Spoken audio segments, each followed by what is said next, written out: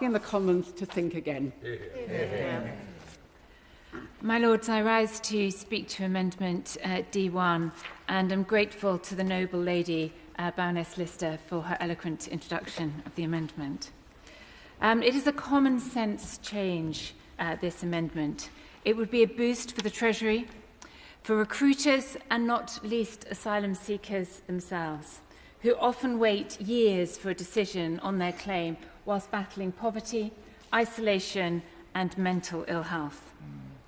However, the government appears to want to maintain a ban on employment for asylum seekers, even after the introduction of its offshoring policy, because it says that giving people the right to work will still encourage more people to come to the UK.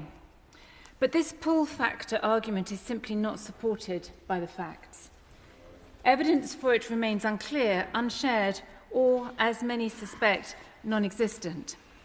A challenge to ministers from the government's own Migration Advisory Committee to show proof of a link between the employment ban and a pull factor has so far gone unanswered.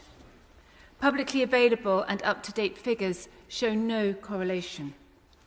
If such a correlation or even causation existed, asylum migration would look very different from how it does today.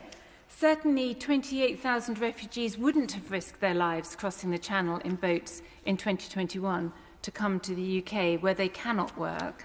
They would have headed to Sweden, which received just 10,000 applications for refugee status, where they can work after day one.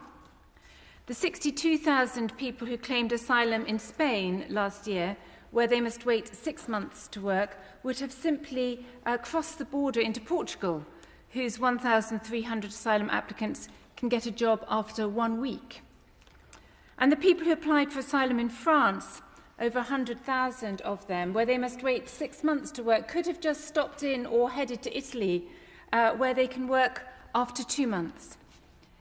That some countries with stricter labour access often receive more asylum seekers, while in many cases fewer refugees go to countries with more relaxed rules around the world, shows the lack of link between application numbers and employment rules. As we have repeatedly said in these debates, what the overwhelming evidence does point to as pull factors are those things that make all of us feel safe. Our families, our friends, our communities, our language, a sense of shared history, a country with a stable government and a respect for human rights. We have an environment in which ministers are nervous of appearing soft. I understand that. So nervous that even a widely beneficial, evidence-based, common-sense policy such as the right to work has yet to be accepted because it might make Britain a magnet. But, my Lords, I do believe that this is wrong. And while the negative and costly effects of this ban may not seem obvious, they are real. The ban costs the taxpayer an estimated £210 million a year. It leaves asylum seekers in poverty and institutionally dependent. It leaves businesses up and down the country without extra hands at a time of record job vacancies. It takes a terrible toll on people's mental health, and it damages any attempt at integration and future employment success.